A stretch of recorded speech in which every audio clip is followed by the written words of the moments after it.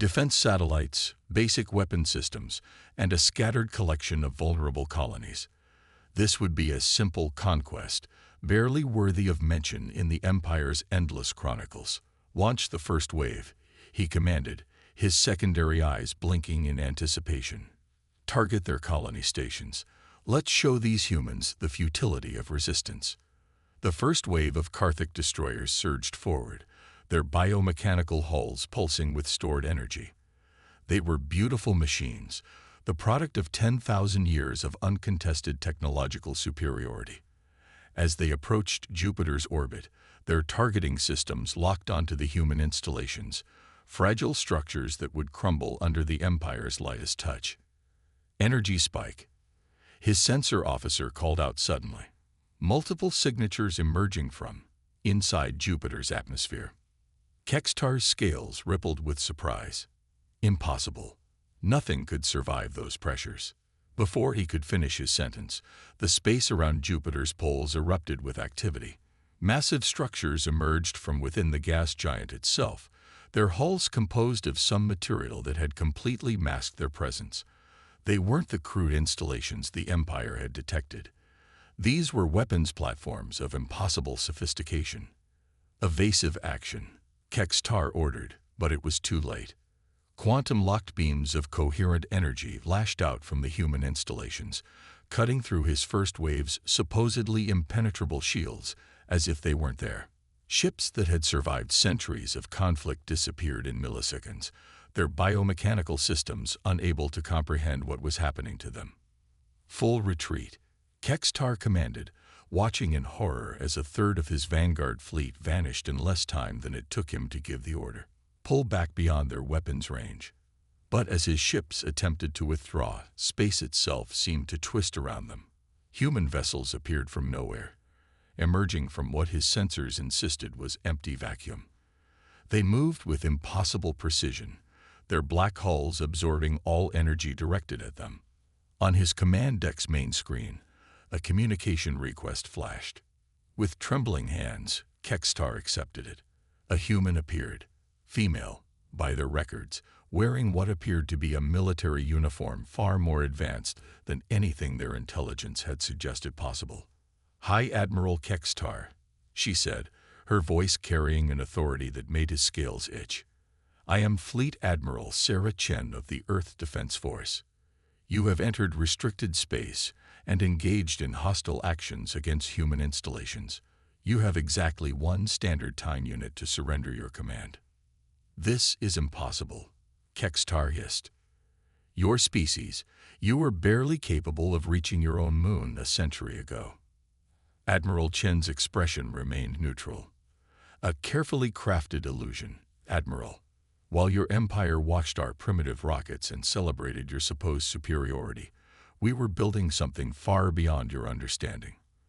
Those colonies you targeted, automated drones, the real human presence in this system exists in places your sensors cannot penetrate, using technologies your empire has never imagined." As if to emphasize her words, more human ships emerged from their impossible hiding places.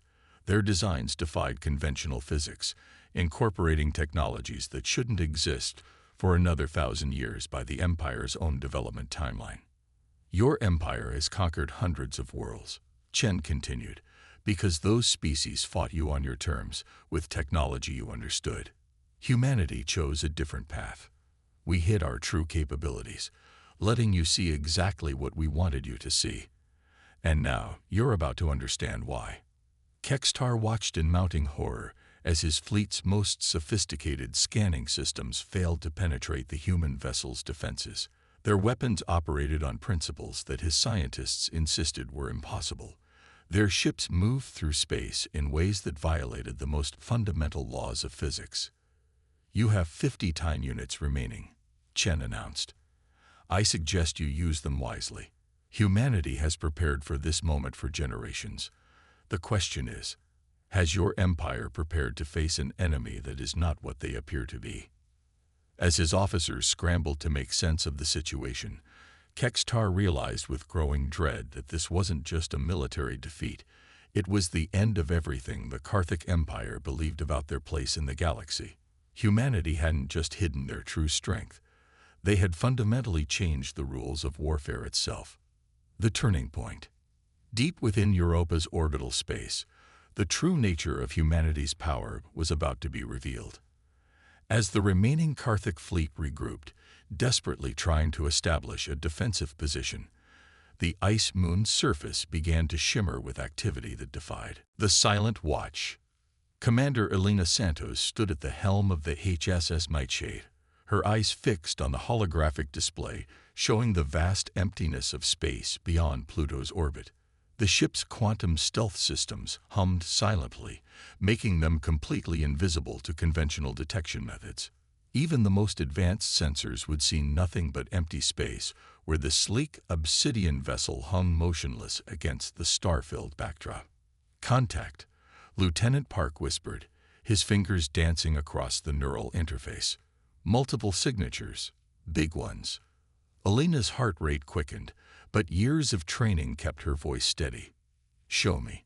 The holographic display shifted, revealing a massive fleet of vessels unlike anything humanity had ever encountered.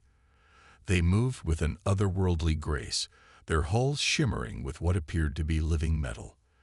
The lead ship alone dwarfed anything in Earth's official navy, at least anything they showed to the rest of the galaxy. "Analysis," Elena commanded. Araya, the ship's quantum AI, materialized as a shifting pattern of blue light. "I count 847 vessels of various classes. Based on their energy signatures, they appear to be of Carthic origin. Their weapons are powered up, Commander.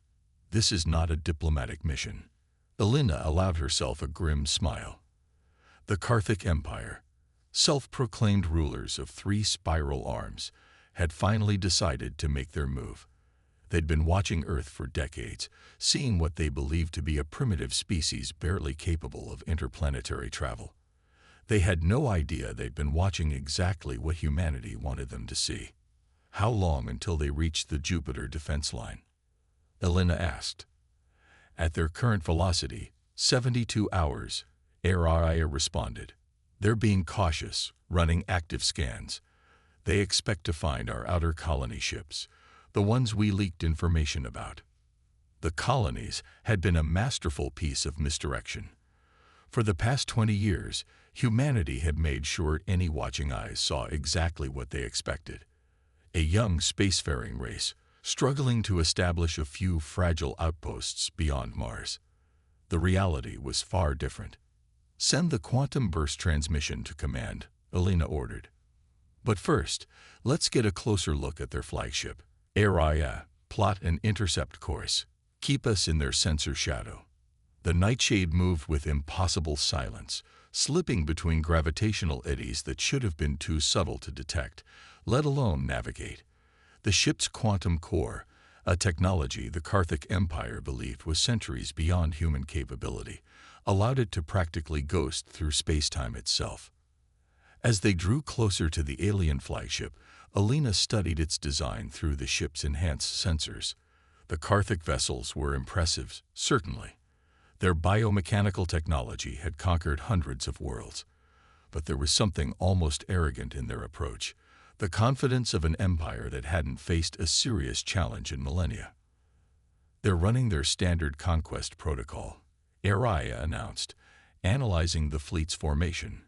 "Based on historical data, they'll launch an overwhelming first strike, expecting minimal resistance. Their targeting systems are primarily focused on our colony locations." Elena nodded. "Record everything. Every scan, every communication frequency, every energy signature. When this is over, I want the Carthic Empire to understand exactly how completely they'd misread humanity. The next 72 hours would change the course of human history." The Carthic Empire was about to learn that humanity's greatest strength wasn't in its ships or its weapons, but in its capacity for deception. They had spent generations preparing for this moment, building defenses that no one would see until it was too late. "Commander," Lieutenant Park called out, his voice tight with excitement. "They're launching scout drones toward the Jupiter line." "Let them come," Elena replied, watching the small craft speed ahead of the main fleet. It's time the galaxy learned why humanity chose to hide its strength. Area. Begin Phase 1 of the Revelation Protocol. Throughout the solar system, hidden quantum sensors began to activate, building a real-time map of every Karthik vessel. In the void beyond Neptune, automated defense platforms stirred to life, their presence masked by technology that the aliens would consider impossible. And deep within the asteroid belt, the true might of humanity's fleet waited in quantum silence, ready to reveal that humanity's apparent technological limitations had been the greatest deception in galactic history. First Strike. High Admiral Kextar of the Karthik Empire stood before the grand strategic display, his scaled hands clasped behind his back as he watched his fleet approach the human system's gas giant. The preliminary scans had confirmed everything their decades of observation had suggested. Primitive, conventional sensors. Dr. Maya Patel stood in the Europa Command Center, her hands moving through the quantum interface that connected her directly to humanity's most advanced defense network. Around her, holographic displays showed the Karthik fleet's desperate attempts to understand what they were facing. "They're trying to adapt their shields," she noted, watching the alien vessels modify their defense patterns. "Clever, but insufficient." Her companion, the quantum AI construct Atlas, manifested as a complex matrix of light and information. Their technological development followed a predictable path. Dr. Patel. They never had reason to explore alternative theories of physics. They never had to hide. Maya nodded. While the Karthik Empire had spent millennia perfecting their biomechanical technology, humanity had taken a different approach. The quantum revelation of 2045 had changed everything, showing that reality itself was far more malleable than anyone had imagined. But instead of broadcasting this discovery to the stars, humanity had chosen patience. "Launch the Mobius Protocol," Maya commanded. "Let's show them why we kept this hidden for so long." Throughout the Europa defense grid, hundreds of quantum nodes activated simultaneously. Space itself began to fold in ways that the Karthik sensors couldn't comprehend, creating overlapping fields of altered reality. Their mighty warships found themselves trapped in bubbles of localized spacetime, where the very laws of physics could be selectively enforced or ignored. High Admiral Kextar's voice crackled across the emergency channels. "What sorcery is this? Our weapons pass through your ships as if they're not there, while yours..." His voice trailed off as another squadron of his fleet vanished, their biomechanical hulls unable to maintain coherence in the altered spacetime fields. "Not sorcery, Admiral," Maya responded, her voice calm. "Science you chose not to explore. While your empire was perfecting ways to bend and shape living metal, we were learning to bend and shape reality itself." Through the quantum interface, Maya could feel the confusion and fear radiating from the alien fleet. Their rigid military doctrine, perfected over thousands of years of unopposed expansion, was crumbling in the face of something they couldn't understand. The human ships moved through the quantum fields like fish through water, their advanced AI systems calculating and exploiting the fluctuating laws of physics in real time. Each vessel was a testament to humanity's greatest strength, the ability to imagine the impossible and then make it real. "Your empire's greatest weakness," Maya continued, "was your certainty. You were so convinced of your superiority that you never questioned what you saw. Those primitive rockets we launched, carefully staged shows, the struggling colonies, elaborate props, all designed to keep you looking in the wrong direction while we built this." She gestured, and the quantum fields around Europa shifted. The moon's surface seemed to ripple, revealing vast complexes of technology that had been hidden beneath quantum-shifted ice, facilities that had been there for decades, invisible to even the most advanced Karthik scanning systems. "Impossible," Kextar whispered. "The energy requirements alone would be impossible using your technology," Maya agreed. "But we don't use biomechanical systems, Admiral. We learned to harvest energy from the quantum fabric of space itself. Every cubic centimeter of apparent empty space contains enough energy to power a civilization, if you know how to access it. The remaining Karthik ships hung motionless, their crews watching in stunned silence as more human vessels emerged from quantum silence. Each one represented a different aspect of impossible science, a different path that the Empire had never thought to explore. Your empire conquered the galaxy by being the strongest player in a game everyone understood, Maya explained. Humanity survived by learning to play a different game entirely. We could have revealed ourselves years ago, challenged your empire directly. But we chose to wait, to prepare, to make absolutely certain that when this moment came, there would be no doubt about the outcome. Through the quantum interface, Maya could see the moment the truth finally registered in the alien admiral's mind.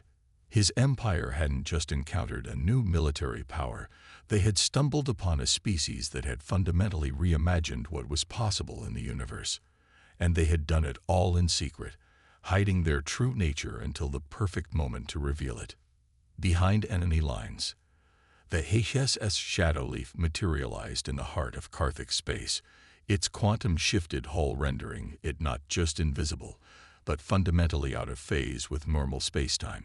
Captain James Chen, son of Admiral Sarah Chen, watched the alien empire's capital whirl through sensors that could penetrate the quantum fabric of reality itself. Their entire defense network is still active, his XO, Commander Aisha Rahman, reported. They have no idea we're here. James nodded, studying the massive orbital structures that had protected the Karthik homeworld for millennia. Biomechanical fortresses the size of small moons hung in geosynchronous orbit, their weapon systems constantly scanning for threats they couldn't possibly detect. NeoVA, begin the infiltration sequence, James commanded. The ship's quantum AI manifested as a complex pattern of shifting light. Initiating quantum threading, Captain. Beginning infiltration of their network through subspace channels they haven't discovered yet. This was the true purpose of their mission. While the main fleet engaged the Karthik forces in the solar system, the Shadowleaf would demonstrate just how completely humanity had surpassed the Empire's understanding of technology. Their entire military network runs on biomechanical quantum processors, NeoVA reported. Sophisticated by their standards, but they never conceived of true AI quantum integration. I'm accessing their central command protocols now. James watched as holographic displays showed the extent of NeoVA's infiltration. The AI wasn't just hacking their systems, it was rewriting the fundamental rules of how their technology operated. Every biomechanical processor in the Karthik defense network was being subtly altered at the quantum level. They're detecting anomalies, Aisha warned. Their system administrators are starting to notice something's wrong. Let them look, James replied. It's time for Phase 2. Throughout the massive Karthik defense network, quantum changes began to cascade. Weapons platforms suddenly lost power. Communication systems began broadcasting on frequencies that shouldn't exist. And in the Central Military Command, alarms began to blare as their most secure databases began transmitting their contents into what appeared to be empty space. Sir, one of the Karthik technicians reported to Supreme Commander Vexnar, our systems are evolving. The biomechanical matrices are reconfiguring themselves in ways we don't understand. Vexnar, leader of the Empire's combined military forces, watched in horror as the most sophisticated defense network ever created began to transform before his eyes. Shut it down. Sever all connections. We can't, sir, the technician replied, his scales pale with fear. The commands aren't being transmitted through any known channel. It's as if reality itself is being rewritten around our technology. A human voice suddenly filled every communication channel in the Karthik Command Center. Supreme Commander Vexnar, this is Captain James Chen of the Earth Defense Force. By now, you've realized that your technology is no longer under your control, but I want you to understand exactly how this happened. Holographic displays activated throughout the command center, showing technical specifications that made Vexnar's scientific advisors gasp in disbelief. The humans hadn't just developed superior technology. They had discovered entire branches of physics that the Empire had never imagined. Your biomechanical systems are impressive, James continued, but they operate on principles that are fundamentally limited. You built better and better versions of the same basic technology. Humanity. We questioned the nature of reality itself, and then we learned to rewrite it. The shadow leaf finally shifted into normal spacetime, appearing in the heart of the Karthik defense network. Its hull seemed to defy physical law, existing in multiple quantum states simultaneously. Weapons that could destroy planets had no effect on it. Their energy simply passed through space. The ship wasn't technically occupying. This vessel, James explained, isn't just a ship. It's a demonstration of everything your empire failed to imagine. We could have conquered your worlds years ago, but that's not our way. Instead, we're offering you a choice. Through the quantum-enhanced sensors, James could see the fear and awe on the faces of the Karthik leadership. Their entire civilization was built on the assumption of their technological superiority. That assumption had just been shattered completely. Your empire can continue to exist, James offered, but the era of conquest is over. We're offering you something far more valuable than dominion over other species. We're offering you knowledge. The chance to learn why your understanding of the universe is so fundamentally limited. The Shadowleaf's presence in the heart of Karthik space wasn't just a military victory. It was a philosophical revolution. Every assumption, every certainty that had guided their civilization for millennia was being challenged by a species they had dismissed as primitive barely a week ago. A new understanding. The Grand Council chamber of the Karthik Empire fell silent as the holographic display showed the full extent of humanity's quantum network spreading throughout their territory. Supreme Commander Vexnar stood before the assembled leaders of 1,000 worlds, his scales dulled with the weight of what he had to report.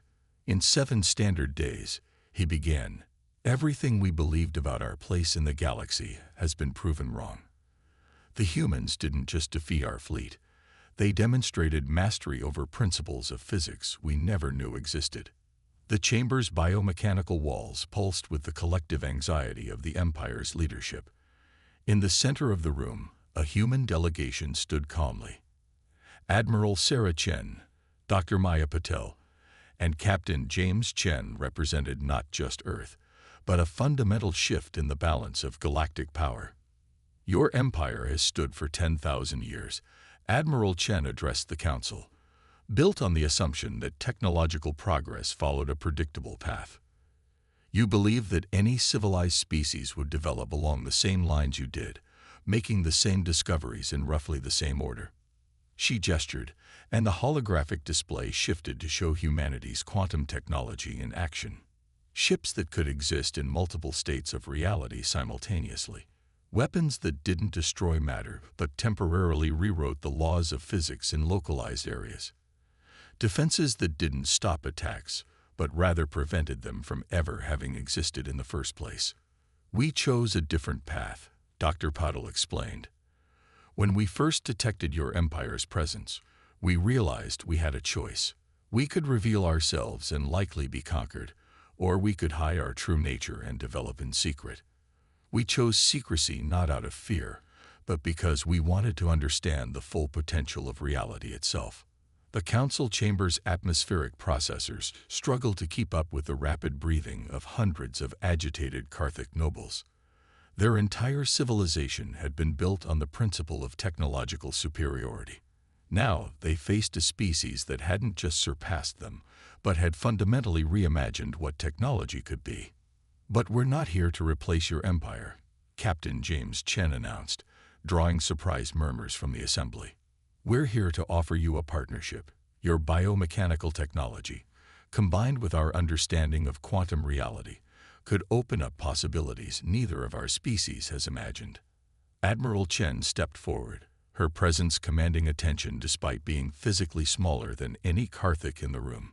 Your empire conquered through force because you believed it was the only way to advance. We're offering you something different. The chance to explore an infinite universe with infinite possibilities. Vexnar watched as the truth of her words settled over the assembly. The humans hadn't just defeated them militarily. They had shattered every assumption that had guided Karthik civilization for millennia. And yet, instead of conquest, they offered collaboration. The quantum realm isn't just another technology, Dr. Patel continued. It's a fundamental reimagining of what's possible. Your biomechanical systems could be enhanced in ways your scientists never dreamed of. And in return, your understanding of organic technology could help us explore aspects of quantum reality we haven't yet mastered. The chamber erupted in discussion, but Vexnar could already see the shift in his people's thinking. The humans had done more than prove their superiority. They had shown the Karthik a glimpse of what the universe could truly be. This is why we reveal ourselves now, Admiral Chen concluded. Not because we had to, but because we chose to. Your empire stands at a crossroads. You can cling to your old beliefs about superiority and conquest, or you can join us in exploring a universe that's far more wonderful and strange than either of our species imagined. As the council debated, Vexnar understood that this was more than a negotiation. It was the beginning of a new era. The humans hadn't just changed the balance of power. They had changed how his people would view reality itself. Every star in the sky now represented not just another world to conquer, but another mystery to explore. The Karthik Empire had begun its history as conquerors, believing that military might was the ultimate measure of civilization. Now, faced with a species that had mastered the fabric of reality itself, they were being offered the chance to become something else entirely. Explorers in a universe that had just become infinitely more fascinating than they had ever imagined.